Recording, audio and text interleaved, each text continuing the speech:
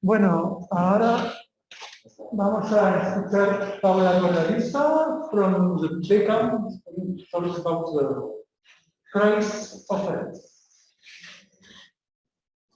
Thank you very much for the introduction.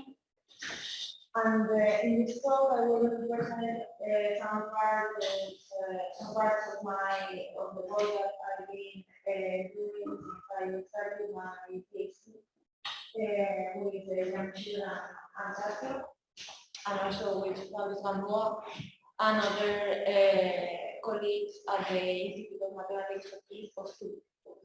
So what I am going to explain in this talk is a mathematical approach for this fairness problem, and maybe it would be a more generalistic talk, but also at the end I will finish with some more technical ideas about how to use the mathematical techniques in order to guarantee these fairness. So it is already well known and more so in this Congress that machine learning is improving human life. Okay, and it has some great promise in the application of very different technologies such as in medical diagnosis, in online fraud detection, in speech recognition, in image recognition.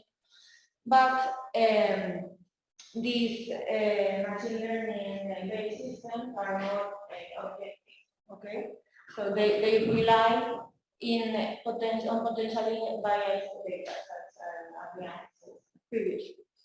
So it is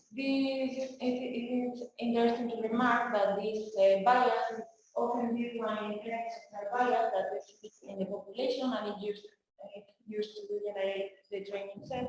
But not always. Okay, there are other industrial examples where this bias is not related to social unfairness, such as in image recognition. For example, we have here this well-known dataset consisting in images of wolves or huskies that are presented with different backgrounds, and a machine learning algorithm trained with these images will learn that the huskies are frequently appearing with a white background because of this now.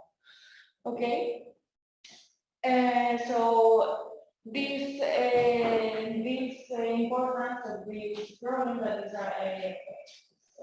especially in very different applications has promoted that this fair learning or the fairness has become one of the more popular topics in machine learning, and the number of publications in the last decades has experienced a spectacular growth. So here I have plotted the number of papers that appear in Google Scholar when you type these different sentences, fairness in machine learning, for machine learning or ethics in machine learning, and you can see that in the last 20 years, the number of publications has grown substantially. And this last bar is for this year 2021 until October. So it is clearly expected to outperform this last bar of 2000. Okay, so some striking examples that we can find in the literature and that have motivated this kind of problem since its beginning is this this compass algorithm that has improved to be unfair with respect to the black race.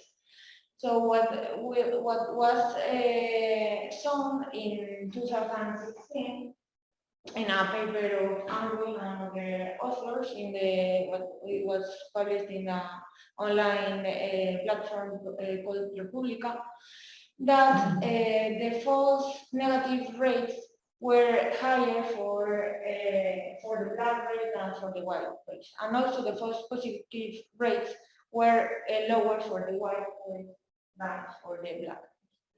So it says here blacks are almost twice as likely as whites to be labeled a higher risk, but not actually real offend. and it makes the opposite mistake among whites. They are much more likely than blacks to be lower risk, but commits other. So this is one of the first examples of labeling this in the literature. Another could be found in a paper of Lauri in 2017, where a job platform algorithm in which presents a ranking of the candidates based on different characteristics. So two highly ranked, less qualified males than females. Okay, this female is more qualified, and but it's ranked with a lower value. Okay, and finally, one of the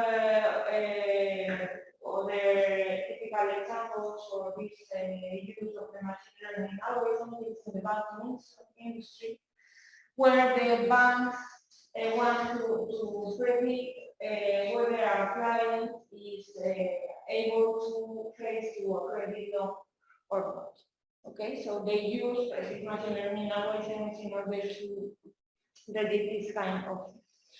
So in the literature, the more famous data set to show this discrimination is the adult data set. Okay, this adult data set is contains almost 50,000 examples of different individuals in the United States, and it has different information about 40 different variables. Okay, and the goal is to predict. It is here in this last picture, to predict whether an individual is likely to gain or to receive an annual income higher or lower to $50,000. So what happens with this data set? That with simple exploratory analysis, we can see that this data set has an unbalanced repartition of the income with respect to the two variables that could be seen as potentially sensitive in this data set, that are the gender and the origin. Okay, so this does not mean that the data set is committing a discrimination itself. It means that this data set is biased because, as you said previously, all data sets are biased, and we have to be careful and aware that if we use a data set without taking this into account, we may reinforce this kind of discrimination and propagate it to whatever machine learning algorithm that we train this data. Okay, so this is what this slide is for, but what would be learned if we use this kind of biased data with any machine learning algorithm? So the fairness framework is very simple. It's the framework of a supervised learning problem, but with the challenge of dealing with the presence of this predictive variable. Okay, this predictive or sensitive variable will be denoted in the following by this letter S. Okay, and it represents an information about the attributes, the visible attributes that we want to use for the prediction of the target. Okay, so the target will be done with a Y and the outcome with the hat angle. Okay, so in this context, a perfect fairness requires that the protected variable does not play any role in the forecast of the target, as Adrian said previously. So there are a lot of definitions of fairness in the literature, and every day we can see new incoming papers presenting different approaches, but we can see all of them grouped in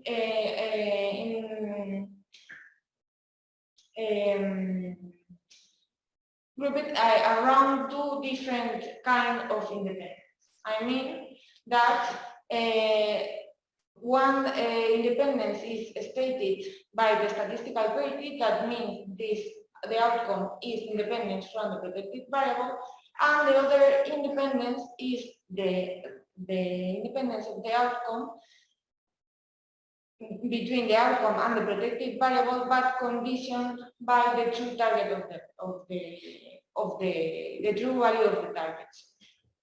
So these are the two main notions of fairness presented in the literature, and all of the other definitions can be grouped in each of one of these definitions. Okay, so the context of classification is the more studied one, because it's more simple and more intuitive, where we have these protected attributes taken to possible values, the 0 for the unfavorable class or the 1 for the favorable class, and the target has two possible outcomes, failure or success. Okay, in this case, the statistical parity is simply expressed as the equality between the probability of successful in the both class and the quality of false is simply the equality between the true and the false positive rates among both groups.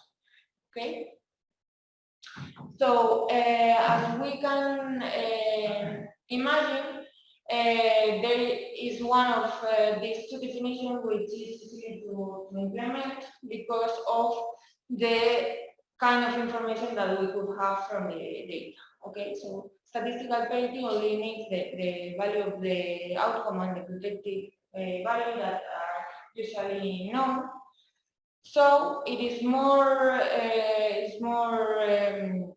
easy to work with this kind of definition, and the number of papers working with that is higher than with the quality of codes. So in this case, the statistical parity could be quantified through this index called disparate impact. Okay, and it is simply the ratio between the two probability of success among the two classes. Okay, so it is assumed that the probability of the favored class is higher than the probability of the unfavored class. So this index takes values between 0 and 1. The ideal scenario for this for the fairness problem is to achieve the statistical parity. That would mean that the disparate impact is exactly 1, but this is unrealistic and very difficult to achieve, and it is more realistic to relax this definition of disparate impact and say that a classifier does not have disparate impact at certain level, so between 0 and 1, if the disparate impact is higher than that. Okay, so this definition wasn't stated until 2 years ago, but in fact it was used a long time ago, since the 70s, in the state of California, and this employment commission, they use the 80% rule, which is this definition of disparate impact, but with the exactly level for fits. Okay. I would also want to say here that this disparate impact has been used in the literature at the beginning as a single value without a control of the without the statistical control, and we propose to compute the confidence intervals for this disparate impact. So once we can measure these discriminations to the disparate impact, the goal in fair learning is trying to reduce this bias and also not to hamper too much the efficiency of the algorithms. This problem of reduce the bias in machine learning algorithm is not obvious at all. And there have been, they have proposed lots of procedures, intuitive and simple in the literature that are not absolutely effective to reduce these values. And first, I want to comment that this problem cannot be solved clearly by simply balancing the amount of observations between the classes. Okay, so here with the other data set that I showed before, we have performed the discrete impact of 3 different machine learning algorithms: logistic regression, decision trees, and gradient boosting. And we saw that balancing the amount of observations in the sample and doing different replications of the experiment, the discrete impact is in fact uniform. So this simple trick cannot be achieved. Also, what if the sensitive variable is removed? Is this a fine solution? The answer is no. As Adrian said, the information carried by the sensitive attribute should be considered in the problem, but and the fairness is not achieved by just removing. In fact, this kind of approach is the one that is recommended by the GDPR, the General Data Protection Regulation in the European laws, since they have prohibited recording the sensitive data in the population, the sensitive data such as gender or the ethnic origin. So the paradoxical consequence is the impossibility of measure properly this discrimination in the data. And this is clearly the reason for the proposal for regulation laying down harmonized rules on artificial intelligence that has been doing since last year by the European Commission. And in this new proposal, they are authorizing subject to privacy the consideration of this kind of sensitive information. So here I saw that evidently the removing of the sensitive variable does not solve this problem. The discrete impact is also reinforced in this case. And finally, another naive procedure that is widely used in France mainly to assess the presence of fairness is the testing procedures. So these procedures consist in the following. So we take an individual that is suspect to suffer discrimination, and we compute the result of the algorithm by changing just the value of the predicted attribute. If the prediction changes, then this is taken as a legal proof for discrimination for this individual. But this kind of proof can be bypassed by that simple trick that is just that is done in this way. So we train a classifier as usual with the information of X and F, and we build which is called testing compliant version of X. That is built in the following way. We choose the best decision of staying with the actual individual, and the artificial individual built changing just the values. Okay, so but with this testing procedure also does not is not a solution for this one. Okay, so obtaining fairness is a far more complicated task than these tricks and needs robust mathematical models. And the first thing to take care of is the computation of the price for fairness. What is the price for fairness? So the price for fairness is the quantification of the degradation in the model attributes. Okay, so the performance of an algorithm in general, we all know that is measured through its risk. Okay, that is defined in this way, where this L is a loss function. An optimal fair model could be then achieved by restricting this risk minimization problem to a fair classifier. Okay, and then when we can compute this increment risk, we can compute the price of fairness as the difference between the price for the first class and the classical bias risk. Okay. So, following our independence-based approach for the fairness definition, this class of fair model could be chosen between the class of statistical parity algorithms that are that satisfy that the outcome is independent of the protected class, and the quality of odds fair class of classifiers. Okay, that satisfy that the outcome conditional given to the true target are independent of the protected. So in the following, I will show you how to compute this price fairness in different contexts, the classification and the regression program, and under these two definitions, statistical parity and quality. So in the first place, we have the problem of regression, where we want to quantify the price for a statistical parity. And we have here this result of Lewis and Rigolet, which is very recent, of 2 years ago, 1 year ago, more or less, which is a lower bound for the price for fairness. Okay, so they prove that the price of fairness would be lower bounded by the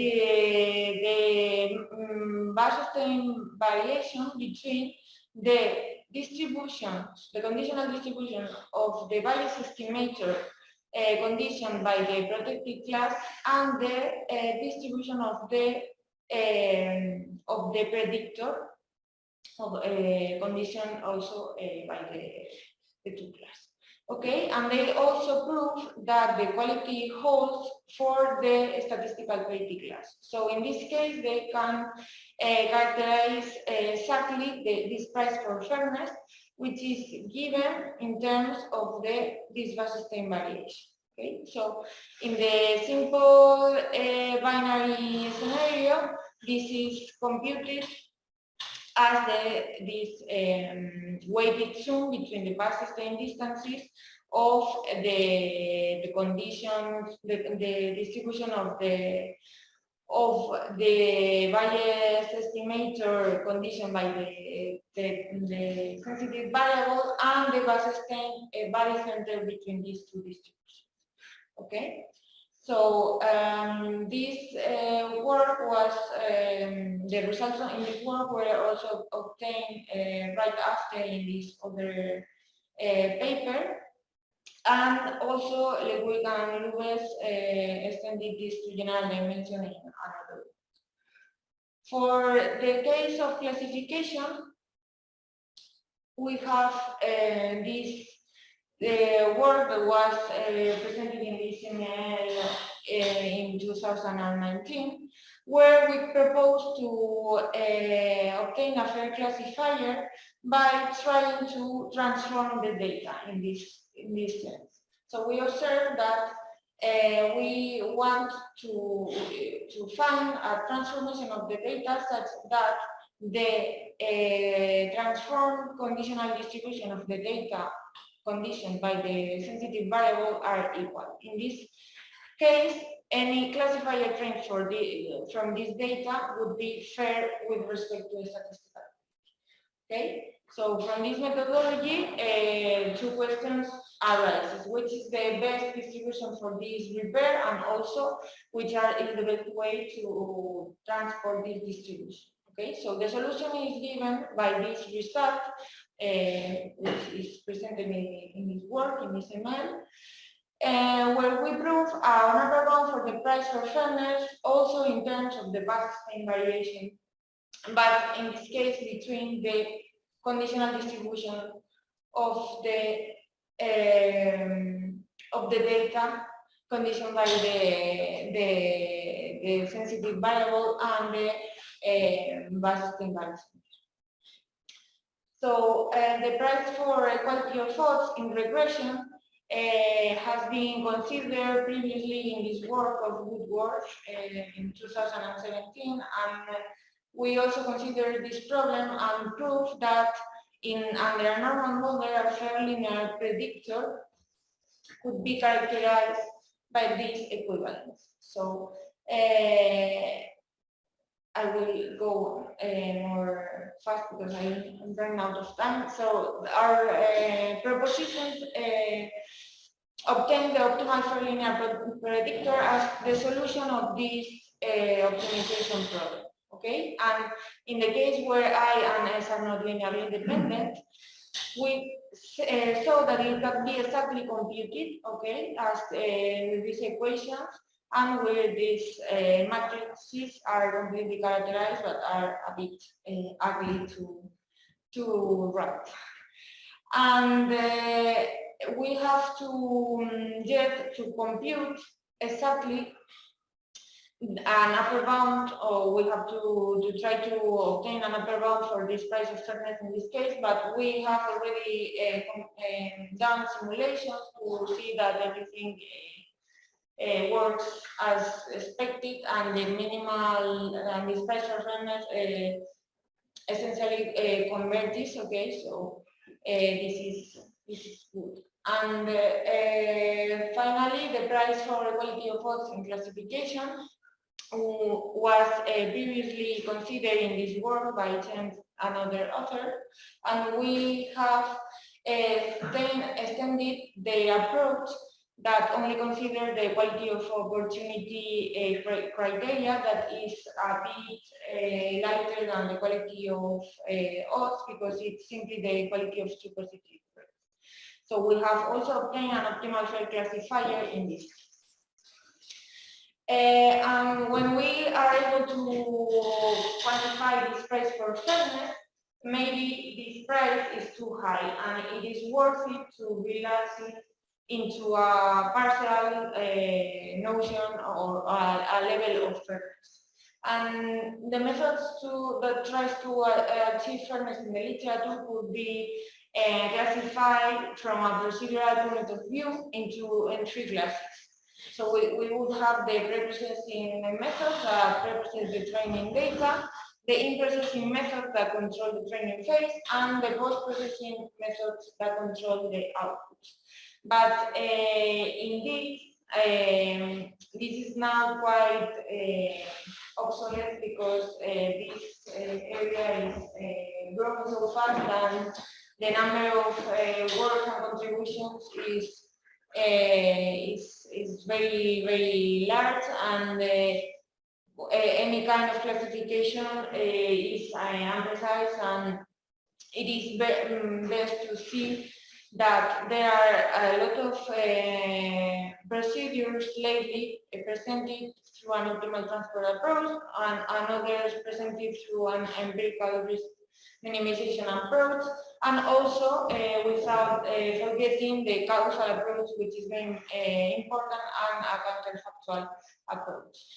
So in our work, we start to consider this optimal transport approach, and we designed a method to partially repair the data, which is called this random repair, that tries to repair the data following this total repair that I introduce later, but with a proportion of contaminated data that follows the distribution of the variance, and still with a proportion of data remaining with the original. Okay, this random repair goes in the same line that previous geometric repair presented in Feldman and other authors, that simply proposes to move the conditional distributions toward the Wasserstein variance. Okay, so this kind of partial repair tries to establish a trade-off between the accuracy of the new classification and then the non-predictability of the protected variables. But we also saw in this work that the complete absence of bias in the training data could be characterized as the distance in total variation between the conditional distributions being exactly zero. Okay?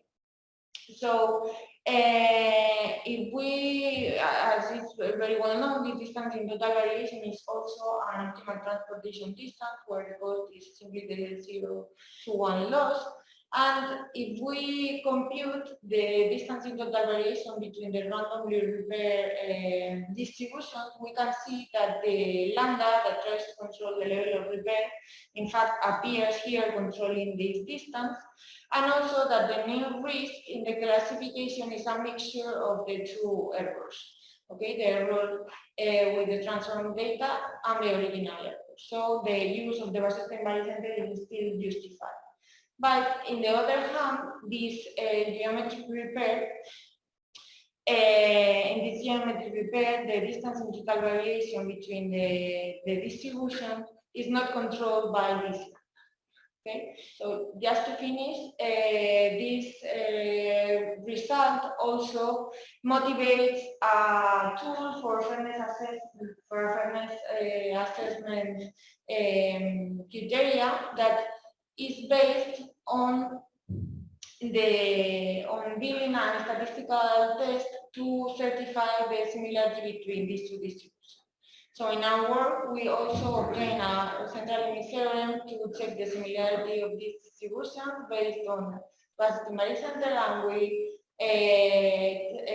obtain a consistent estimator of the variance. We check that the test works perfectly, and we conclude that this basis distance is a global condition of the fairness of the dataset and outperforms the distinct impact criteria that is dependent of the classifier. So with this, I should finish. Thank you.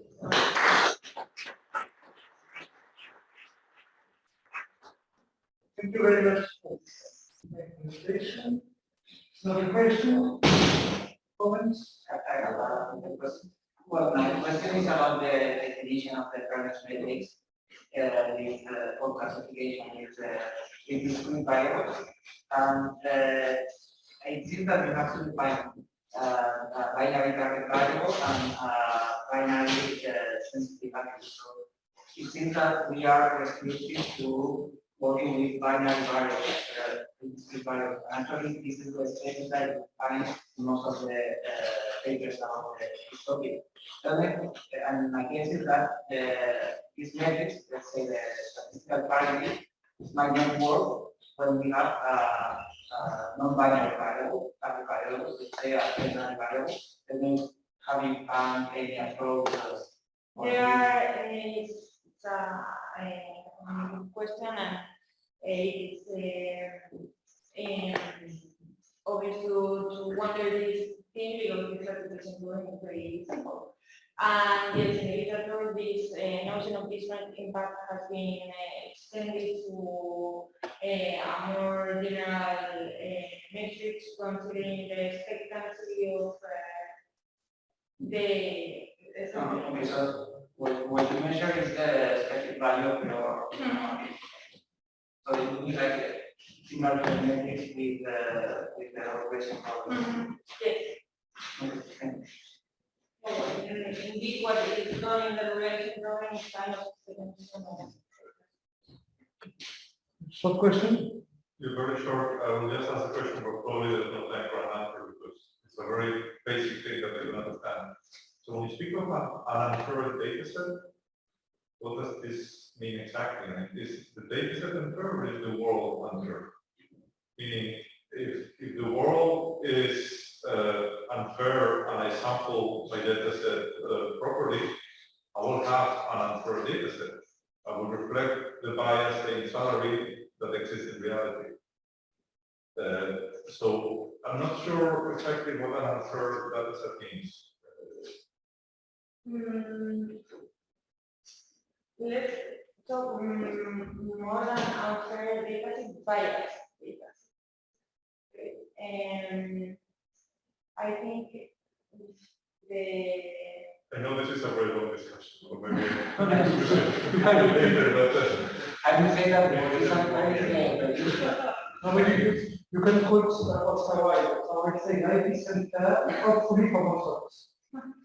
So the question is life is unfair if you accept this. What is life? Is life the data that we got? Is life the world we live? Or is life the world we would like? we're the I think we should discuss with a nice wine, with a nice wine from Ribera del Duero.